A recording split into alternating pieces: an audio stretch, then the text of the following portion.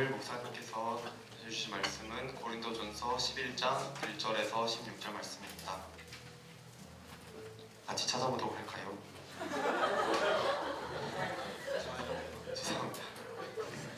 고린도전서 11장 1절에서 16절 말씀 같이 교독하시고 마지막은 같이 하시겠습니다. 내가 그리스도를 본받는 자가 된 것 같이 너희는 나를 본받는 자가 되라.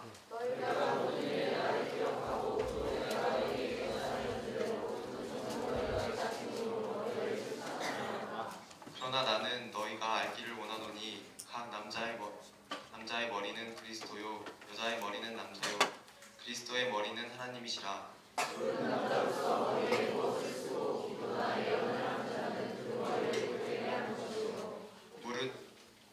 물은 여자로서 머리에 쓴 것을 벗고 기도나 예언을 하는 자는 그 머리를 욕되게 하는 것이니 이는 머리를 민 것과 다름이 없음이라.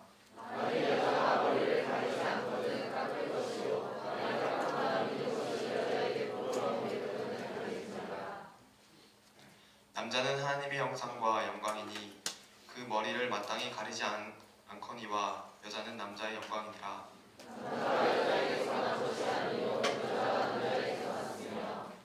또 남자가 여자를 위하여 지음을 받지 아니하고 여자가 남자를 위하여 지음을 받은 것이니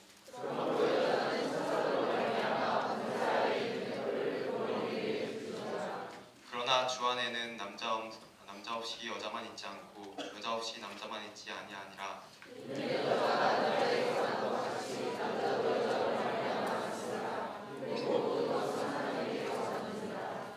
너희는 스스로 판단하라. 여자가 머리를 가리지 않고 하나님께 기도하는 것이 마땅하냐?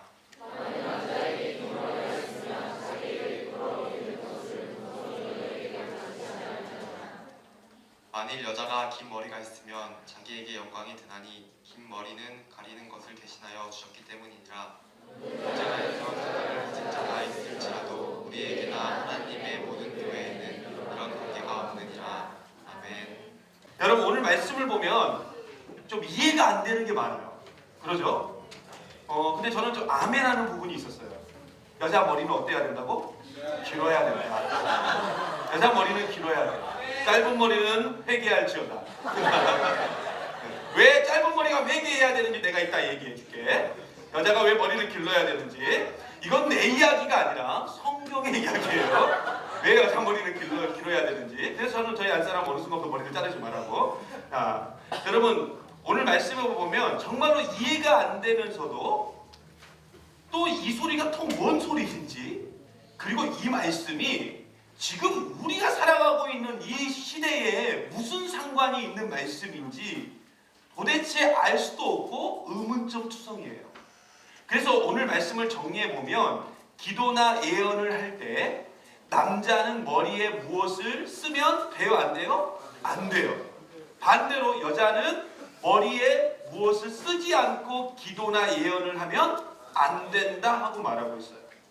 결국 오늘 말씀에 주된 그 주제는 이런 거예요. 머리에 무엇을 쓰느냐 마느냐의 문제인데, 그렇다면 지금 이대로 지금 이 자리 가운데 우리의 현실 속에 그대로 적용하면 남자들은 절대로 머리에 무엇을 쓴 상태로 예배를 드리면 안 된다는 거예요. 그죠? 혹시 지금 머리에 뭐 쓰고 있는 사람 있어요? 모자 쓴 사람? 그러면 안 된다는 거야. 안 된다는 거야. 그런데 반대로 여자는 교회에서 예배를 드릴 때 머리에 무언가를 쓰고, 그러니까 예를 들어서 모자라도 쓰고 예배를 드려야 된다는 거예요. 근데 지금 여기 봐봐요. 여자들 아무것도 안 쓰고 있죠. 안 되겠구만. 그죠? 남자들은 되냐? 결국 오늘 말씀대로라면 남자들은 뭐 거의 다 모자를 안 쓰고 있으니까 뭐 그냥 넘어갔지만 여자분들 중에 대부분이 머리에 지금 쓴 것이 없으니까 오늘 말씀을 기준으로 하면 올바른 예배가 아니라는 거예요. 그런데 여러분, 이 말이 맞아요? 좀 이상하지 않아? 여러분, 머리에 뭘 쓰지 않는다고 해서 하나님이 우리의 예배를 안 받아줄까요? 아니죠. 반대로 남자들이 모자를 쓰고 예배를 드린다고 해서 우리가 드리는 예배가 무효가 될까요? 아니에요. 여러분, 오늘 말씀을 정확히 말하면 머리에 뭔가를 쓰고 안 쓰고의 문제를 사도 바울이 말하고 있는 것처럼 마치 보이는데, 사실은 오늘 말씀을 헬라어 본문으로 직역하면, 그대로 직역을 하면 머리를 단정하게 하는 것을 의미해요. 머리를 어떻게 하는 걸 의미한다고요? 단정하게. 그러니까 마치 귀신 들린 사람처럼 머리를 풀어헤치고 그렇게 예배드리지 말고 머리를 어떻게 하라고요? 단정하게 해서 하나님께 예배를 드리라는 거예요. 오늘 강종희 전사님이 머리를 무슨 윤봉길 의사처럼 네, 내가 오늘 별명을 지었어요. 윤봉길 의사라고. 독립운동하냐고. 그렇게 단정하게 2대8로 그렇게 여러분, 그렇다면 사도 바울은 왜 이런 이야기를 했을까? 여러분, 사도 바울 당시에 잘 들으세요. 여자가 왜 머리를 길러야 되는지. 머리를 짧게 하고 다니는 것은 사도 바울 당시에는 간음이나 매춘에 관련된 거예요. 그러니까 머리를 짧게 하고 다니는 여자들은 다 매춘부야. 아니, 사도 바울 당시, 지금 말고. 개인도 상처받아가지고 목사님 나를 보고 매춘부라 했어. 다음 주 잘 나오고 그러지 말고. 사도 바울 당시에 그랬다고. 그리고 더 충격적인 것, 사도 바울 당시에 여자들이 머리를 짧게 하고 다니는 것은 무슨 의미냐? 나는 레즈비언입니다, 이런 뜻이었어요. 그래서 머리를 짧게 하고 다니는 여자를 보면 서로 머리를 짧은 여자들끼리 눈이 맞는 거예요.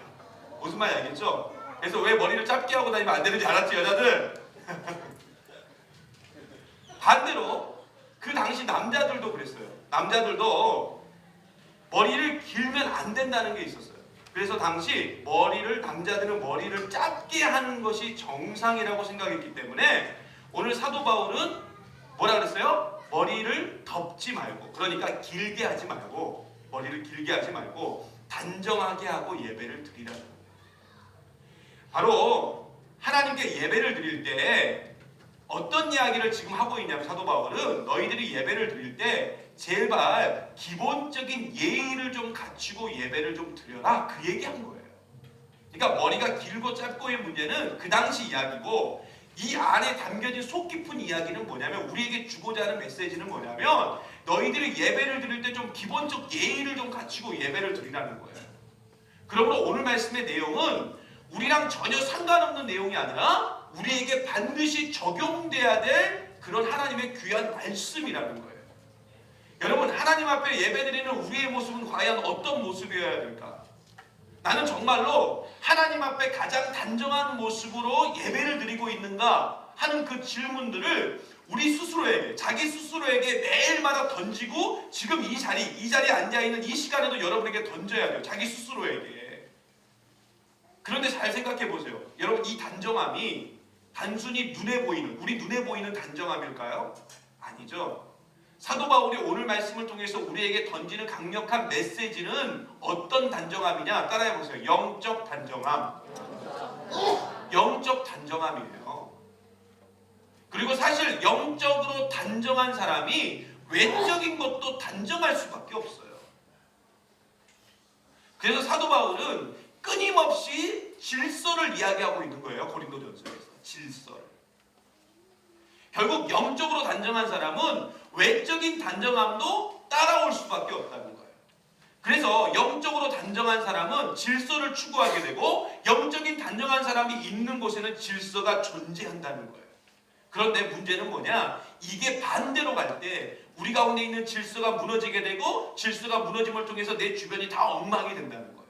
결국 뭐가 중요하냐? 따라해보세요. 기본이 중요하다. 기본이 굉장히 중요한 거예요. 이 기본이 무너지면 다 무너지는 거예요. 그런데 지금 우리는 그 기본에 충실한 삶을 살고 있습니까? 영적 단정함이 우리 가운데 있냐고요. 여러분, 우리는 이 시대에 하나님으로부터 부름받은 청년들이에요.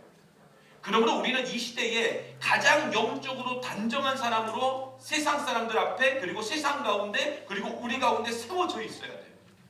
한번 옆에 분을 봐보세요. 단정한가 단정하지 않나? 단정해요? 영적으로 단정해요?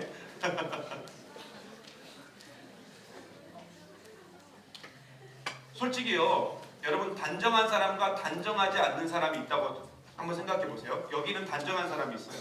여기는 단정하지 않는 사람이 있어요. 자, 어떤 사람에게 여러분도 호감이 가세요? 그렇죠. 단정한 사람에게 호감이 가요. 난 단정하지 않는 사람에게 호감이 간다. 변태죠. 그렇죠? 여러분 100% 변태예요. 여러분이 만약에 소개팅을 나갔습니다. 기분 좋죠? 누군가 소개팅을 이렇게 시켜줬어요. 그래서 여러분이 소개팅, 결혼한 사람 소개팅하면 안 돼. 근데 소개팅을 나갔는데 상대방 여자나 상대방 남자가 저기서 커피숍 문을 딱 열고 엠파시아 문을 열고 딱 들어오는 거예요. 딱 문을 열고 들어오는데 이 남자 이 여자가 머리를 일단 안 감았어.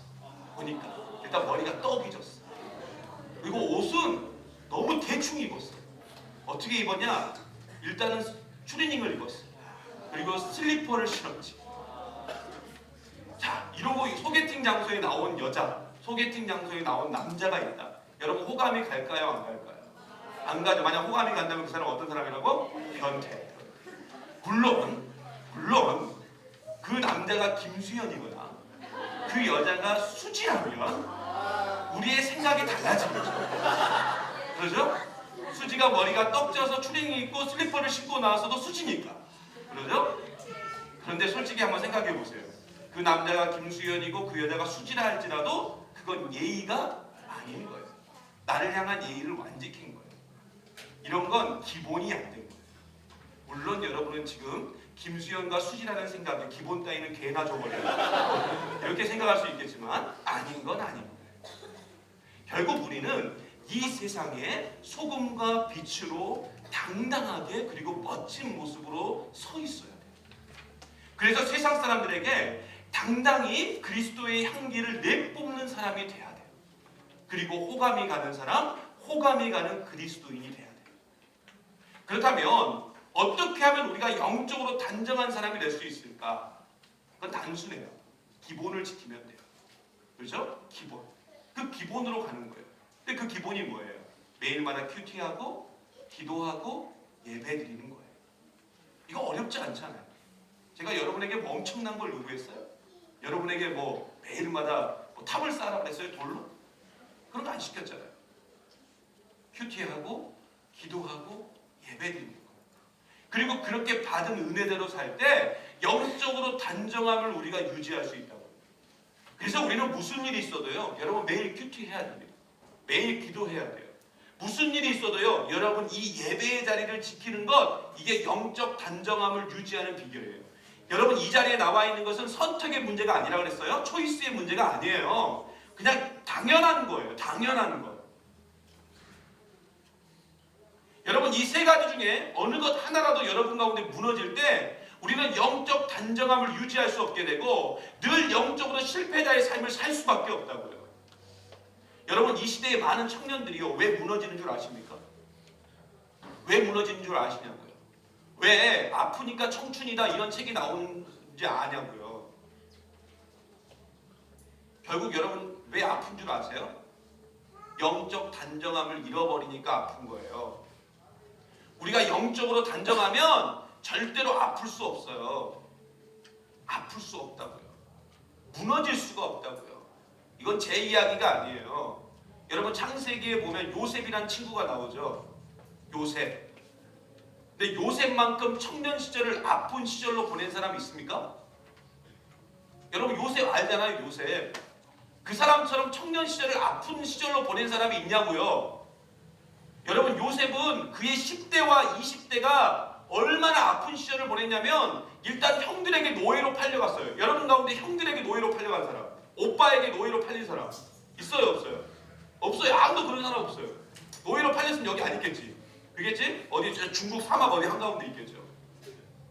아무도 없잖아. 근데 17살에 노예로 팔려갔다고요. 17살에. 여러분 고등학교 다니고 있을 때 노예로 팔려갔어요.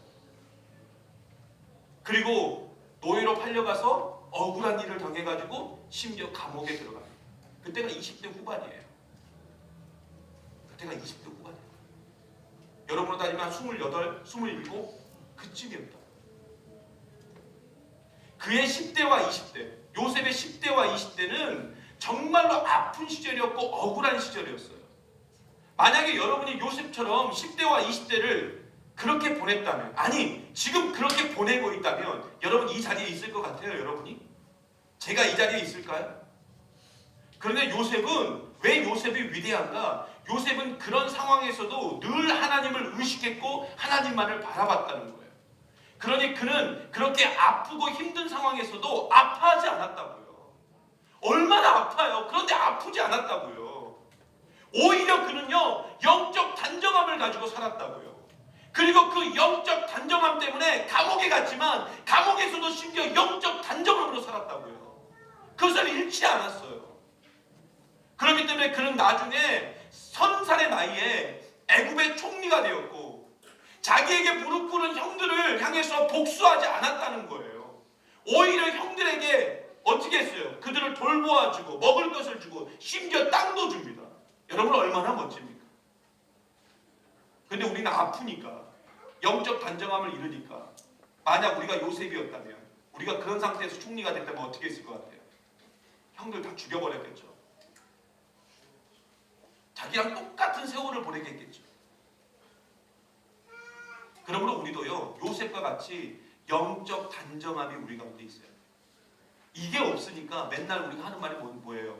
힘들다, 어렵다, 아프다, 이런 얘기만 합니다. 자기만 마치 이 세상의 실패자인 것처럼 말하고, 자기만 마치 가장 많은 상처를 받은 사람인 것처럼 말하고, 자기만 마치 세상의 모든 풍파를 다 맞은 사람인 것처럼 이야기하고 있다는 거예요. 여러분이 저나 여러분이 겪는 고통은 요셉이 겪었던 고통의 1억 분의 1도 안 돼요. 근데 뭐가 그렇게 아프냐고요. 그리고 우리를 위해서 죽으신 예수님의 십자가의 고통에 비하면 우리가 받는 고통은 진짜 넓은 바다에 모래 알갱이 하나밖에 안 되는 그런 아픔밖에 안 돼요. 근데 우리는 그런 아픔을 가지고 아이고 아파, 아이고 힘들어, 죽을 것 같아, 이렇게 이야기하고 있잖아요. 결국 우리에게 있는 영적 단정함이 딱 풀어지는 그 순간부터 우리는 처절하게 넘어지고 쓰러질 수밖에 없는 인생이라고. 그러니까 우리는 반드시 영적 단정함으로 이 세상을 살아가야 돼요. 절대로 흐트러진 모습을 보여서는 안 돼요. 우리가 조금이라도 그런 빈틈을 보이는 그 순간에 마귀는 우리에게 들어와서 우리의 삶 속에서 왕노릇하게 될 것이고, 우리를 결국 자신의 종으로 만들게 될 거라는 거예요. 그러므로 우리는 마귀가 우리를 만만하게 보는 인생이 아니라 마귀가 우리를 두려워하는 모습으로 변화돼야 될 줄 믿습니다. 근데 그게 어떻게 나온다고요? 영적 단정함을 통해서, 결국 그 기본을 지킴을 통해서. 그러므로 우리는 반드시 영적 단정함의 기본이 되는 세 가지, 큐티와 기도와 예배 생활을 절대로 놓쳐서는 안 돼요. 무슨 일이 있어도 이 세 가지만 우리가 잘 붙들고 있다면 우리는 반드시 승리하게 될 줄 믿습니다. 여러분, 예수님이 십자가에서 왜 그렇게 당당하셨는 줄 아세요? 우리의 많은 믿음의 선배들이 순교 직전에 그렇게 당당했던 이유가 뭘까요? 영적 단정함 때문에. 여러분, 이번에 IS에 의해서 그 집단 사살을 당한 곱티교 신자들을 봤어요? 텔레비전에? 해변가에서 쭉 앉혀놓고 주황색 옷 입혀놓고. 근데 곱티교라는 건 뭐냐면 곱티 기독교예요. 기독교. 그러니까 기독교의 한 분파예요. 그분들도 예수님 믿어요. 근데 그분들이 그 마지막 죽는 장면을 봐보세요. 저는 깜짝 놀랐어요. 얼굴에 두려움이 하나도 없어요. 얼굴에 두려움이 없었다. 저 그거 보면서 너무 막 마음에 뭔가가 불일 듯 일어 올라오면서 회개하는 마음을 가졌어요. 그리고 내가 이렇게 살았어도 되나? 내가 저 자리에 있었다면 나는 어떤 모습이었을까? 그런데 여러분, 문제가 있어요. 우리가 이런 영적 단정함을 자꾸 추구하다 보면 한 가지 문제가 우리 가운데 자연스럽게 발생할 수 있는데, 그게 뭐냐면 교만함이에요. 뭐라고요? 교만함. 나는 너무 단정하니까 단정치 못한 사람들을 우리가 정죄할 수 있어요. 그것이 바로 성경에 나오는 바리새인들의 모습이에요. 그러므로 우리는 영적 단정함이 일명 율법주의, 즉 행위만 강조하는 외식주의로 빠지지 않도록 굉장히 주의해야 돼요. 이게 안 되면 결국 단정하지 않는 사람들, 즉 온전한 믿음을 갖지 못한 사람들이 교회를 더 멀리할 수 있어요. 그러므로 진정한 영적 단정함이란 모든 것을 품을 수 있고 모든 것을 받아들이고 그들을 영적 단정함으로 인도할 수 있는 사람이 진정한 그리스도인이라는 거예요. 예를 한번 들어볼까요?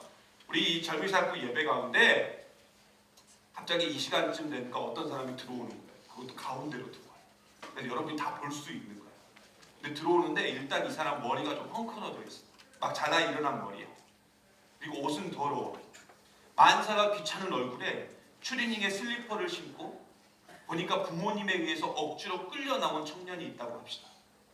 근데 이 청년에게 예배가 다 끝난 다음에 우리 중에 누군가가 가가지고 영적 단정함을 가진 사람이 가가지고 이렇게 말하는 거예요. 예배 올 때는 깨끗한 옷을 입고 와야 되고 신발은 슬리퍼는 절대로 안 되고 앞으로 올 때는 머리도 감고 와야 된다. 그러면 이 사람이 그 다음 주에 올까요? 아닐까요? 어떻게 해야 돼 올까요? 여러분 어떻게 하면 이 사람이 올 것 같아요? 문제. 응? 그냥 와. 부담 갖지 말고. 그것도 왠지 부담스러운데? 이쁘시네요. 나를 지금 비꼬는 건가? 여러분 숙제. 여러분 1970년대에 미국에 유행했던 문화가 있어요. 우리나라에도 이 문화가 그대로 영향을 줬죠? 그게 뭐냐면 히피 문화예요. 들어봤죠? 여러분 그 포레스트 검프라는 영화 보셨어요? 네, 포레스트 검프에 보면은 이 히피 문화가 잘 나와요. 그 포레스트 검프의 부인이 이 히피 문화에 빠졌던 여자죠. 이 여자가 마지막에 어떻게 죽어요? 뭐 때문에 죽죠? 아 영화 좀 봐. 이런 영화는 봐야지. 엉뚱한 거 좀 보지 말고. 마지막에 어떻게 죽어요 이 여자가? 기억이 없어요? 본 거 같은데 새우 잡은 거밖에 생각이 안 나네. 새우 잡은 것도 모르죠. 영화 기억도 나. 이 여자가 에이즈로 죽어요. 에이즈로. 한번 여러분 포레스트 검프 꼭 보셔야 돼요. 이 기독교인이라면 꼭 봐야 될 영화가 있어. 포레스트 검프. 그리고 요새 그 나오는 영화 있지 킹스맨. 그거 꼭 봐야 되겠더라고. 기독교인. 거기에 보면 아주 진짜 기독교인들에게 주는 메시지가 굉장히 커요. 여러분 킹스맨 꼭 봐요. 보면은 아주 B급 미국 뭐라 그래 블랙 코미디 영화죠. 보면서 어처구니 없이 웃게 되는 그죠? 어처구니 없이 웃게 되는. 근데 그 안에 기독교인에게 주는 메시지가 굉장히 애들은 보면 안 됩니다. 참고적으로. 네. 아무튼 그거 보세요. 근데 제가 왜 갑자기 포레스트 검프 얘기를 꺼냈냐면 여러분 히피족들의 특징이 있어요. 그게 뭐냐면 일단 장발입니다. 그죠? 우리나라도 1970년대 장발이 굉장히 유행이 탔죠. 그리고 기타를 쳐요. 이 사람들이. 그래서 히피족들은 되게 음악을 잘해요. 세훈이처럼 음악을 잘해요. 그러니까 세훈이가 여기서 머리를 기르는 순간 히피족이 되는 거예요. 네, 히피. 근데 이제 그래가지고 이 뭐냐면 지금 뭐 락 페스티벌 이런 거 많이 하잖아요. 이게 히피 문화에서 나온 거예요. 그대로 연결돼서 지금까지 온 거예요. 그런데 기타를 제가 우리나라도 옛날에 70년대에 뭐가 있었습니까? 그 기타 치고 통기타 치고 머리 장발로 해가지고 그렇게 다니는 게 히피 문화의 영향을 받은 거예요. 그리고 이 사람들의 특징이 뭐냐면 히피 문화의 완벽함은 어디서 떨어지느냐? 맨발이에요. 맨발.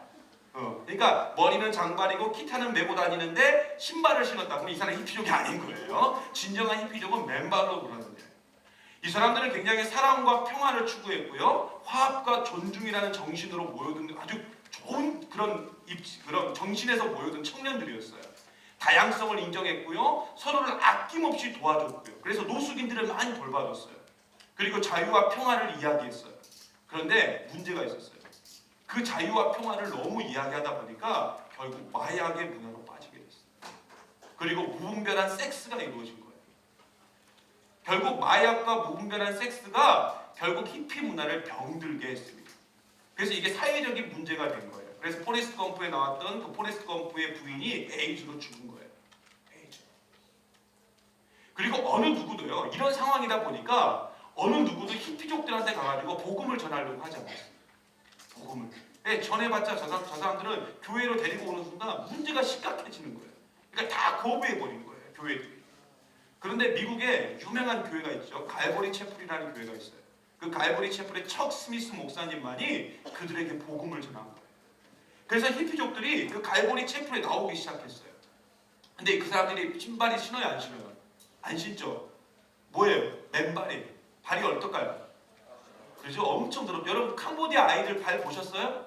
그렇죠? 이번에 캄보디아 여름의 미션 트립 사역 중에 하나가 아이들 머리 감겨주기, 그리고 아이들 발톱 손질해주는 사역 이런 거 하기로 했어요. 선교사님하고 발톱 손질해주고 발 닦아주고 그런 사역을 하기로 했어요. 캄보디아 아이들 발톱이 어떻게 되는지 아시죠? 위로 다 치솟은 거. 신발을 안 신고 다니니까 발톱이 다 위로 치솟았어요. 그래서 지난번에 우리가 가서 아이들만 이렇게 매니큐어 이렇게 칠해주고 했잖아요. 그때 하는데 너무 마음이 아프더라고요. 근데 이번에 그 아이들 발도 씻겨주고 머리도 감겨주는데 그 머리 감겨주다가 자기 머리로 이가 옮을 수 있습니다. 네. 근데 아무튼 그런 아이들이 이렇게 그 맨발로 이렇게 다니는 그 히피족들이 맨발로 다니는데 그 맨발의 히피족들이 교회 안에 딱 들어오니까 어떻게 됐냐면 미국 교회가 되게 카페트로 깔려 있잖아요. 그 흰색 카페트가 더러워지기 시작한 거예요. 여러분 캄보디아에서 보셨죠? 그 아이들이 예배당으로 딱 들어왔다가 나가는 순간 어떻게 돼요? 그렇죠? 거기에 바닥이 난리가 나죠. 그러니까 대충 어떤 상황인지 알겠죠? 미국 교회 안에 그 상황이. 그래가지고 이 갈보리 채플 안에서 회의가 열린 거예요. 이젠 더 이상 히피족들을 받아들이지 말자. 왜? 카페트가 너무 더러워진다. 이거 보통 문제가 아니다. 근데 이때 척 스미스 목사님이 남기신 아주 유명한 그 명언이 있어요. 그게 뭐냐? 카펫보다 그들의 영혼이 더 중요하다. 멋지지 않습니까? 카펫보다 그들의 영혼이 더 중요하다. 그 이후에 갈보리 채플에 히피들이 많아지고 이 히피족들이 다 음악하는 사람들이거든요. 거의 다 음악적 재능이 많은 사람들. 그래서 그 음악적 재능이 많은 사람들 교회 안에서 하는 게 뭐가 있을까 이제? 그래서 찬양을 하겠죠. 그래서 찬양곡을 만들기 시작한 거예요. 그리고 그들끼리 모여서 찬양단을 만들었어요. 그게 그 유명한 그 마라나타 싱어즈가 결국은 지금의 우리가 부르고 있는 현재 부르고 있는 CCM을 만든 사람들이에요. 그 사람들. 그리고 경배와 찬양이라는 것을 그 사람들 통해서 시작했어요. 결국 그 히피로 인해서 지금 우리 한국 교회 음악에 엄청난 영향을 미쳤다. 그러니까 우리도 약간의 히피 문화가 우리가 있는 거야 지금. 여러분 오늘 말씀에 남자와 여자의 머리 이야기가 나오죠. 당시 이건 뭐냐면 그러니까 사도 바울이 지금 이야기하고 있는 그 말의 기준은 다 로마 시대의 문화였어요. 그래서 제가 이제 히피 문화를 얘기를 하는 건데 로마 시대 문화였어요. 여러분 사도 바울은 유대인이었습니까? 로마인이었습니까? 따지고 보면 정확하게 보면 그래 유대인이죠. 유대인. 이 사람은 로마 시민권자이긴 하지만 유대인이에요. 유대인 정서 속에서 살았던 사람이에요. 근데 유대인이었던 사도 바울 역시 오늘 말씀해 보니까 그대로 뭘 인정하냐면 로마의 문화를 인정했어요. 그 로마의 문화가 뭐냐? 남자는 머리를 짧게 해야 되고 여자는 머리를 길게 해야 된다. 그게 로마의 문화였어요. 그걸 인정하고 그걸 그대로 교회 문화에도 적용시킨 거예요. 그럼 왜 인정했는가? 바로 복음 전파에 문화는 큰 의미가 없다는 거예요. 그 문화를 인정했다는 것 자체가 뭐냐면 복음 전파에 문화는 큰 의미가 없다는 거예요. 무슨 말인지 알겠어요? 여러분 복음이라는 이 귀한 것만 잘 붙들고 있으면 한국에서도 일본에서도 미국에서도 벨기에에서도 전부 다 문화가 다 다르잖아요. 그건 의미 없다는 거예요. 그냥 복음만 이게 중요하다는 거예요. 복음 하나만. 결국 복음은 상위 개념이고 문화는 하위 개념이라는 거예요. 그러므로 문화는 절대로 뭘 간섭할 수 없는 거예요? 복음을 간섭할 수 없는 거예요. 그래서 사도 바울은 복음을 위해서 로마 문화를 이용한 것이고 그들의 문화를 교회 문화로 받아들인 거예요. 결국 사도 바울은 하나됨을 이루기 위해서 문화를 이용한 거라고요. 척 스미스 목사님이 히피라는 문화를 받아들임을 통해서 그것을 어떤 문화로? 교회 문화로 받아들였잖아요. 그래서 마라나타 싱어즈라는 유명한 찬양단이 생긴 거 아닙니까? 그러므로 사도 바울은 하나됨을 위해서 문화를 이용하는 것처럼 보이지만 사실 문화 자체를 뛰어넘어서 살았던 사람이에요. 그리고 그걸 이야기하고 있는 거예요. 유대인이 이방 문화를 받아들였지만 이 말은 문화는 아무 의미 없다는 거예요. 결국 문화를 뛰어넘어서 하나 되게 만드는 힘이 진짜 능력이다라는 것을 우리에게 알려주려고 오늘 머리가 짧네 기네 이런 이야기를 하고 있는 거예요. 전 우리나라가요, 동과 서, 그리고 진보와 보수, 그리고 모든 세대와 모든 계층을 뛰어넘어서 하나가 되었을 때가 우리나라 역사상 딱 한 번 있었다라는 이렇게 생각해요. 그때가 언제냐? 2002년 월드컵 때. 그죠? 진짜 그때는 모든 것을 뛰어넘어서 이 나라가 하나가 되었어요. 그래서 그때의 감동은 우리 가운데 잊혀지지가 않는 거예요. 왜? 이 나라가 하나가 되었기 때문에. 그때 에너지는 진짜 엄청났어요. 다 빨간 옷 입고 다녔잖아요. 그죠? 근데 문제는 뭐예요? 딱 그때뿐이었더라고요. 끝나니까 어떻게 됐어요? 다시 동과 서가 나눠져. 진보와 보수가 나눠져. 모든 세대와 모든 계층이 다 나눠졌잖아요. 결국 축구도 세상을 하나로 만들 수는 없어요. 오늘도 기성용이 골을 넣었지만 기성용이 골을 1년에 100골씩 넣어도 절대 우리나라를 하나 되게 만들 수 없어요. 여러분, 세상은 자꾸만 하나됨을 추구합니다. 하나됨을 이야기해요. 하나되게 만들려고 부단히 애를 써요. 그런데 우리가 알다시피 하나됨을 이룬다는 것은 참 어려운 일이에요. 완전히 미션 임파서블이에요. 제가 지금까지 여러 교회를 사역하면서 느끼는 점들은 뭐냐면 모든 교회들은 다 하나됨을 원해요. 하나되기를 원해요. 특별히 청년 사역하는 데들, 청소년 사역을 하다 보면 하나됨에 대해서 너무 많이 이야기를 해요. 그런데 이상하게 다 하나가 안 돼요. 하나되기를 원하는데 하나가 안 된다고요. 근데 왜 하나가 되지 못하는가? 하나 되게 만드는 방법이 틀리니까 그래요. 그 방법이 틀렸어요. 우리는 하나됨을 말하면 꼭 어떤 것을 이야기하냐면 친교와 교제를 이야기해요. 그래서 엄청난 친교와 엄청난 교제 프로그램들을 막 교회 안에서 돈을 쏟아부어가면서 예산을 막 엄청나게 쏟아부어가면서 그렇게 하면서 그 프로그램들을 진행을 해요. 근데 하나 돼요, 안 돼요? 그렇게 하나 될 거면 우리 이미 하나 됐죠? 그죠? 우리도 엄청나게 그런 거 많이 했잖아요. 근데 이렇게 말하는 거예요. 아, 이렇게까지 했는데 왜 하나 되지 못했어요? 최근에 어떤 교회는 하나 되기 위해서 서바이벌 경기장을 갔대요. 돈을 뭐 한 100 얼마를 썼대 하루에. 여러분, 제가 서바이벌 경기 저도 하고 싶어요. 그죠? 이번 주 토요일도 뭐 태훈이가 그러는데 우리 남자들 축구 할 겁니다. 축구. 남자들 축구 할 건데. 근데 중요한 건 뭐냐면 이걸 가지고 하나 되게 만든다? 이건 불가능해요. 여러분, 우리나라에 많은 청년부가 있는데 얼마나 축구를 많이 했겠습니까? 청년부들. 근데 절대 하나 되지 못해요. 그죠? 물론 이런 친교와 교제 프로그램 필요 없다는 건 아니에요. 이것도 필요합니다. 그러나 진정한 하나됨은 어디서 나오느냐? 따라해보세요. 십자가를 통해서 나옵니다. 진정한 하나됨은 십자가를 통해서 나옵니다. 즉 희생과 눈물이 있어야만 하나 될 수 있어요. 생각해보세요. 예수님이 하나님과 원수된 우리를 하나님과 어떻게 하나 되게 만드셨죠? 십자가를 통해서 만드셨죠. 그래서 하나님과 하나됨을 통해서 사람 간에도 하나됨을 만드셨어요. 그래서 십자가가 주는 의미가 있어요. 세로는 누구 사람? 하나님 사람. 가로는 누구 사람? 그렇죠. 이웃 사람. 결국 십자가만이 하나됨의 본질을 우리에게 이야기하는 거예요. 그래서 십자가를 바라보면서 하나됨을 생각하는 거예요. 하나님 사람, 이웃 사람. 결국 십자가만이 하나됨의 방법이에요. 그래서 하나됨의 기본은 뭐냐? 고통이에요, 고통. 십자가 안에 교회의 하나됨의 본질이 있는 거예요. 그러므로 십자가 외에 다른 하나됨을 추구하는 것 자체가 가장 바보스러운 행동인 거예요. 그러므로 하나됨은 희생과 헌신 없이는 절대로 불가능해요. 여러분, 사랑과 자랑의 차이는 뭘까요?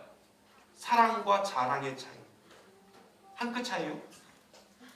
사랑과 자랑의 차이. 자랑은요, 남이 없는 것이 내게 있음으로 말미암아 잘난 체 하는 게 자랑입니다. 사랑은 상대방이 꼭 필요한 것이 내게 있음으로 말미암아 도와줄 수 있는 것, 그래서 기뻐하는 것이 바로 사랑이에요. 둘 다 공통점이 있어요. 똑같이 갖고 있어요. 그죠? 갖고 있다. 그런데 이 안에 희생과 헌신이 있느냐 없느냐의 차이, 그게 사랑과 자랑의 차이예요. 결국 십자가에 피 흘림이 있느냐 없느냐의 차이라고. 여러분, 영어로 여기 뭐 영어 선생님들 영어 잘하시는 분들 많이 계시는데 영어로 복이라는 단어가 여러 가지가 있는데 대표적인 단어가 해피니스와 블레싱이라는 단어가 있죠. 그죠? 해피니스와 블레싱. 여러분 해피니스 이것은 그 어원이 해픈입니다. 해픈. 해픈은 무슨 뜻이에요? 일어나다, 발생하다 이런 뜻이 있죠. 근데 이건 뭐냐면 우연히 일어난 일을 얘기해요. 우연히. 그런데 여러분 우리의 행복이 우연히 일어났습니까? 아니죠. 우연히 발생한 게 아니에요. 우연히 발생한 행복은 절대 없어요. 그래서 우리는 이런 우연에 우리 인생을 걸면 안 돼요. 우연히 뭐가 되겠지? 우연히 어떻게 되겠지? 그렇게 살면 안 된다. 그런데 블레싱의 어원은 뭐냐면 블리드예요. 즉 피 흘림이 있을 때 복이 있는 거예요. 결국 희생하고 피 흘려줄 때 그때 진짜 복이 있다는 거예요. 그러므로 우리가 피 흘림이 있을 때 하나 될 수 있고 피 흘림이 있을 때 진짜 행복을 누릴 수 있는 줄 믿습니다. 그래서 하나됨의 본질은 뭐냐? 고통과 희생과 헌신이래요. 그런데 이게 없으니까 우리는 절대로 하나 될 수 없는 거예요. 여러분 희생하지 않는데 헌신하지 않는데 피 흘림이 없는데 우리가 어떻게 하나 될 수 있겠냐고요. 솔직히 우리 공동체 역시 하나됨을 추구하고 있어요. 그죠? 특별히 우리 공동체는 정말 하나 되기에 힘든 구조를 가지고 있어요. 제가 솔직히 한번 얘기할게요. 저번에도 한번 얘기한 것 같은데 저는 우리 젊은이 사역부를 보면서 깜짝 놀래요. 다양해도 너무 다양해. 저는 이렇게 생각해요. 지구상의 모든 성격 구조가 이 안에 다 있다. 제가 많은 공동체와 이렇게 사역을 해봤지만 우리 공동체만큼 많은 이렇게 다양성이 많은 공동체가 없어요. 성격 구조가 다 틀려.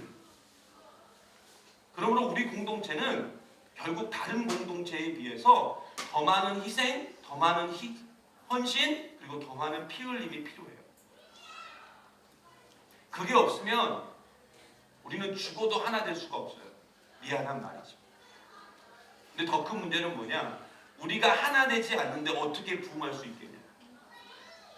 어떻게 하나님께서 우리에게 맡겨주신 그 연결의 사명을 우리가 감당하면서 살 수 있겠냐고? 절대 못하죠. 그러므로 우리는 영적 단정함을 가지고 피 흘림의 헌신을 통해서 하나 되는 공동체, 그리고 이 땅에 죽어가는 사람들을 하나님과 하나 되게 하는 그 사명을 우리가 감당해야 될 줄 믿습니다. 그렇다면 우리가 어떻게 사는 게 희생이고 헌신일까? 따라해보세요. 관심이에요. 아픈 곳부터 관심을 가져야 돼요. 여러분 영적으로 단정한 사람일수록 아픈 자에게 더 관심을 가져요. 여러분 사실 그렇지 않습니까? 우리 몸에서요 어떤 부분이 아파요. 그러면 우리는 그곳에 관심을 가져요, 안 가져요? 같죠?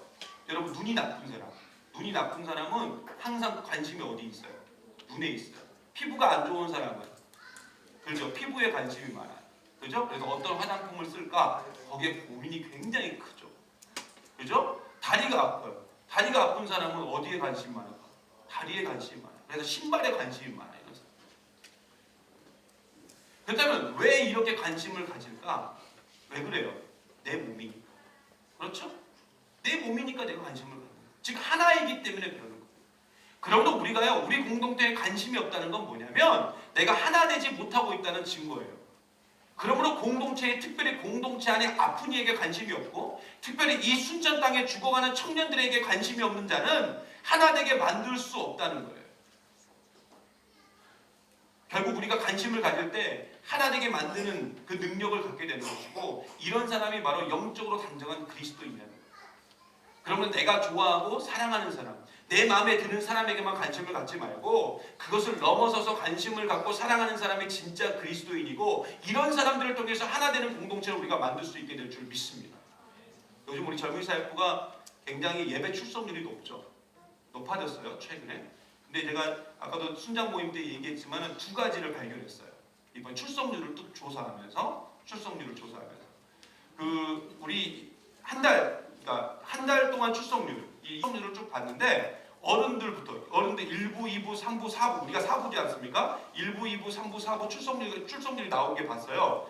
봤는데 요 지금 굉장히 그 우리 교회 출석률이 2월달에 지금 높습니다. 전도대행님 효과인 것 같았어요. 저는 그렇게 생각했어요. 처음에 그냥 얼핏 봤을 때 전도대행님 효과구나 봤는데 그게 아니었어요. 1부, 2부, 3부는 매번 똑같아. 뭔 말인지 알겠어요? 한 달 내내 출석률이 똑같았다고요. 그런데 전체 출석률 통계를 보니까 이게 수가 점점 줄어들어. 그래서 왜 그런가 봤더니 우리 때문이에요. 우리가 점점 출석률이 줄어들었거든요. 점점 4주 동안 아주 그냥 위에를 한번 탁 치더니 다 쳤나봐. 그냥 내려왔더라고. 다 쳤나봐. 다 쳤다고 생각했나봐. 그래서 내려왔더라고. 점점 내려왔는데 웃긴 건 뭐냐면 전체 출석률도 그때부터 점점 내려오는 거예요. 그래서 내가 봤어. 이게 원인이 전체 출석률 떨어지는 원인이 젊은이 사였기 때문에. 회개했잖아요. 이게 나 때문에. 나는 여기 리더니까 회개했잖아요. 이게 다 나 때문이에요. 그런데 내가 이것을 여러분만 알고 있어야 돼. 절대 말하면 안 돼. 이게 발각되는 즉시 우리한테 집중 공격을 당하죠. 두 번째 뭘 발견했냐? 남자 수는 똑같아요. 역시 남자들이 충직해. 아주 의리가 있어. 근데 여자들 숫자가 계속 변동이 일어나요. 이 전체 출석률이 자꾸 빠지는 게 어디서 빠지냐면 여자들에서 빠져요. 아무리 여자의 마음이 갈대라지만 이러면 안 돼요. 여러분 여자들 정신 차립시다. 이러면 안 돼요. 우리가 이럴 때 더 깨어 있어요. 머리를 길게 하고 깨어 있어요. 영적 단정함. 여자들이 어떻게 30명씩 빠지냐? 아니 어떻게 그 전주에는 80명이었던 여자가 그 뒤주에 어떻게 50명이 될 수 있냐? 이건 남자들도 문제가 있어요. 왜? 잘생긴 애들이 없다는 증거. 극도로 잘생긴 애들이 없다는 증거. 그래서 남자들도 회개해야 돼. 자기 얼굴 보면서 회개하고 어차피 얼굴은 안 변할 거니까 전도해. 잘생긴 애들. 이게 여자들이 자꾸 혼동이 이게 올락내락 한다는 건 결국은 우리 남자들의 얼굴의 문제다. 우리의 단정함을 잃고. 근데 저는요, 지금 오늘도 출석률이 굉장히 좋지만 저는 걱정이 있어요. 뭐냐면 염려가 있는데 이게 오래 가지 못할 것 같은 거예요. 그래서 요즘 제가 더 기도합니다. 제가 더 기도해요. 왜 그러냐? 출석률은 높은데 우리 가운데 희생과 헌신과 관심이 너무 적어요. 솔직히 말해보요. 지난주에 결석한 순원들이 굉장히 많았죠. 그 결석한 순원들을 위해서 한 주간 여러분 기도하셨습니까? 이름을 불러가면서. 왜 그 청년이 나오지 않았나 애타게 한번 찾아보셨나요? 솔직히 목사님도 그렇게 하셨나요? 라고 묻는다면 저도 할 말은 없어요. 그러나 저나 여러분이나 오늘 이 시간 그래서 철저히 회개해야 돼요. 그리고 이 순천 땅에 죽어가는 청년들을 향한 전도의 열망이 우리 가운데 얼마나 있는가 그것도 한번 살펴봐야 돼요. 결국 우리가 손 놓고 있다면 여러분 이 순천 땅에 예수를 모르는 청년들, 교회를 왔다가 떠나간 청년들 그 생명들 살릴 수가 없어요. 우리가 희생하고 헌신하고 희생해 그리고 피 흘렸을 때만 그 생명들을 살릴 수 있어요. 그리고 하나님 안에서 하나 되는 공동체를 만들 수가 있어요. 특별히 이번 주부터 캠퍼스 전도가 시작되죠. 청암대, 수요일은 청암대, 다음 주 월요일은 순천대예요. 여러분 우리가 희생하지 않고 절대 위대한 역사 이룰 수 없어요. 그리고 미션 트립도 마찬가지예요. 여러분 미션 트립 빨리 신청하셔야 돼요. 오늘도 지금 신청자가 막 계속 들어오고 있어요.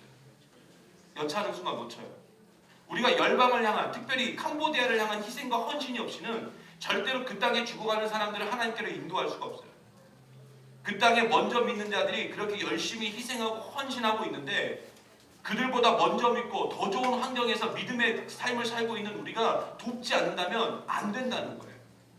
여러분 폭발적인 부흥과 전도를 위해서 결국 우리의 희생이 있을 때 우리의 피 흘림이 있을 때 그 캄보디아 땅에 죽어가는 여러 생명들을 살릴 수 있게 되는 줄 믿습니다. 사실 캄보디아 교회가 우리가 아무런 상관이 없는 것처럼 보여도 근원적으로 우리는 그리스도 안에서 한 몸이에요. 결국 우리가요 하나님 아버지의 마음을 가져야 돼요.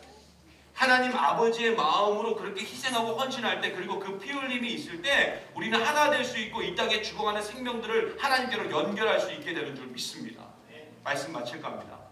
창세기 요셉은 영적 단정함으로 살았던 사람이에요. 그래서 그는 아픈 상황에서도 아파하지 않았어요. 오히려 그는 그 순간에 더 당당했죠.